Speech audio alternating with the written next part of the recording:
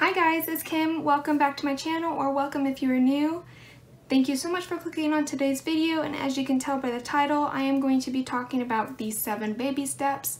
But before I go ahead and go into those steps, I did want to thank everyone for your patience. I know I didn't upload any videos last week, but I have been sick for the past 3 weeks, and last week I just decided that I needed to take that week to rest, and I am feeling so much better, and I am so happy that I can make this video for you today. So now I'm going to go ahead and go into those 7 baby steps that Dave Ramsey has created. If you guys aren't familiar with Dave Ramsey, he is very well known in the finance and debt-free community. He wrote the book Total Money Makeover, which is the first book that I got into when I started to budget and start my debt-free journey, and I highly recommend it to everyone that is in the same process that I was when I first started. That book discusses the 7 baby steps. He also gives you stories from other people and how those baby steps have helped them. He's also talked about his experience, and it motivated me to start my budgeting and debt-free journey and just honestly just take control over my money, and so I highly recommend it. Before I go into the steps, I do want to say definitely take some notes if you are wanting to write as I go, or feel free to Google them. They are everywhere on the internet, but I highly recommend to put these in your journal, binder, wherever you budget. And if you are wanting to start these baby steps and you are not budgeting, I highly recommend you start budgeting. And I actually have started a mini series here on my channel called Budgeting 101, and it's just steps to creating a budget for like newbies or beginners. And so I have the first video up, so I definitely go check that out. But I highly recommend to put these in the place that you budget. So if you just use like lined paper or notepad, I highly recommend you place the 7 baby steps somewhere within it. I have it at the back of my deluxe monthly planner by Erin Condren, and it's just the first page of my notes section. Okay, so now I'm going to go ahead and just go through each step, what they are, and maybe a little extra information for you guys. So the very first step that he has you do is saving $1,000 for your starter emergency fund. And as you can see, I'll have boxes next to these, and this is just, I've turned it into a checklist to keep me motivated, and it's just helped me stay determined on my path. But this is just for small unexpected expenses. So if you were to take your dog to the vet and maybe you didn't have a sinking fund for your dog, and maybe it needs some tests, you can use that. Or if something happened to your car and you didn't have the money saved, you can use that money set aside from that $1,000 starter emergency fund towards that. And then if you do get into that emergency fund, you'll just rebuild it once you've dipped into it. So you always want to have a minimum of $1,000. And the reason why you do this first is because things come up all the time. Life happens, whether it's for your kids, your animals, work, life, anything can happen. And so he recommends to have $1,000 started for you.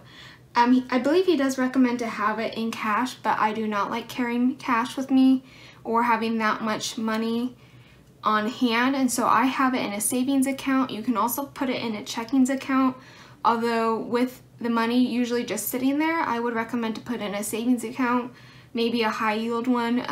I use Discover, and it does pretty well right now with the economy. It's not giving me as much interest, but Discover is a great option for you, and I will put a link down below. They may have like a promotional offer if you want to start a savings fund. If there is one, I'll go ahead and put that down below in the description.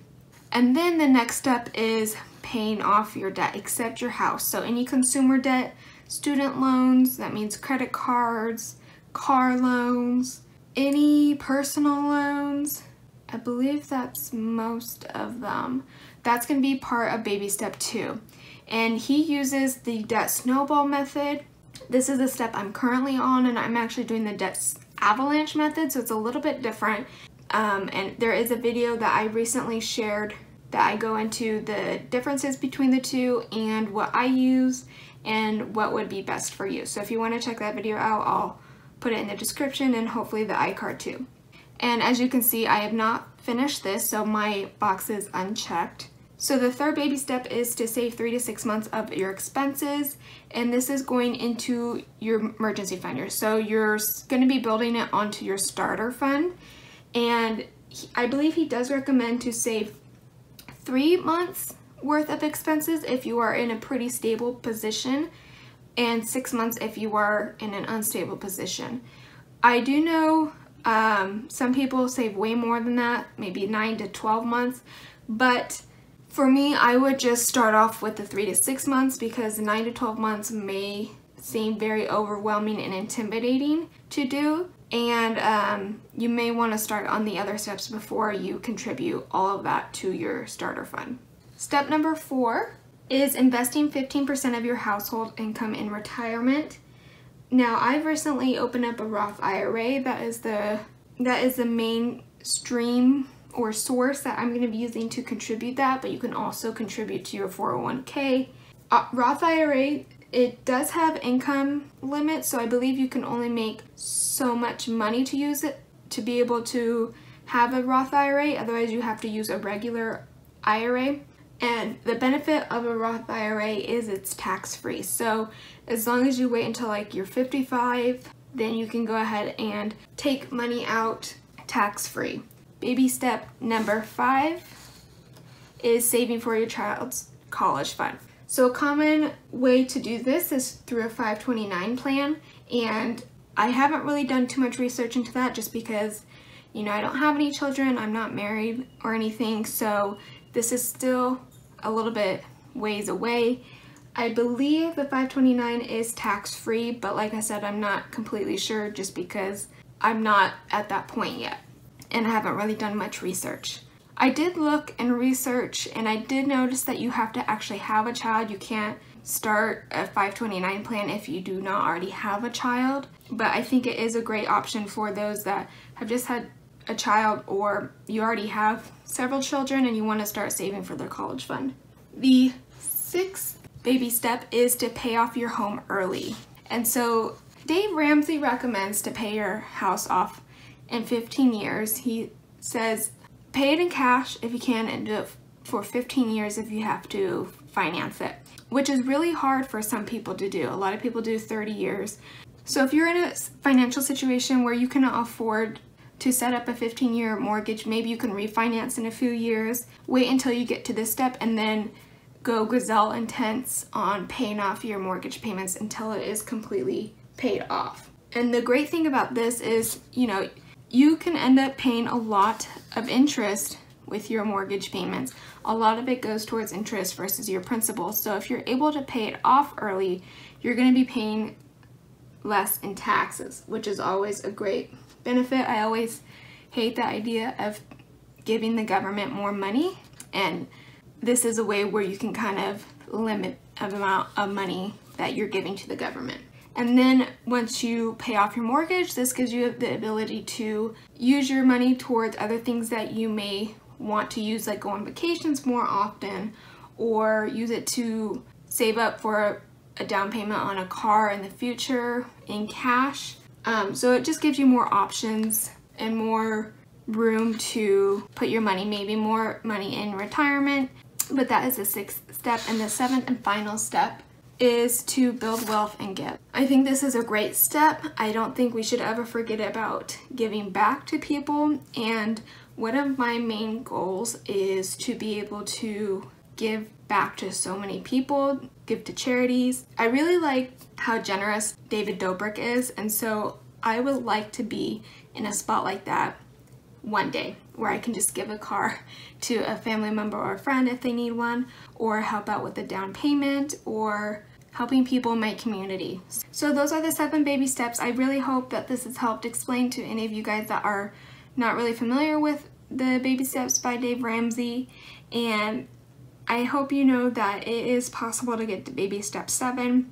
I really like the fact that he has broken down the path to success for your financial goals through these smaller steps, because they do make it seem more attainable, achievable, and it will help you realize that it is possible. Before I even started the baby step 7 seemed very unattainable for me, something that I would not be able to achieve. And now that I am almost done with baby step 2, it's kind of helped me realize that it is possible, and that makes me feel so relieved knowing that I will be prepared. I won't have to worry about, you know, upcoming expenses, any more debt. I can do the things I want, vacation if I want to. But this has really just helped me realize that these steps will be possible to mark off. I feel like once you hit baby step 2, the other steps will be accomplished before you know it. So if you guys did enjoy this video, make sure you go ahead and hit the like button. Make sure you comment and let me know what baby step you are on, if you followed his 7 baby steps. And don't forget to hit subscribe if you're not already. I will do many more budgeting videos like this and tips and advice on my experience to help prevent you guys from making the same mistakes and just making better financial choices. So that is it. Thank you guys so much for watching, and I will see you guys next time. Bye guys.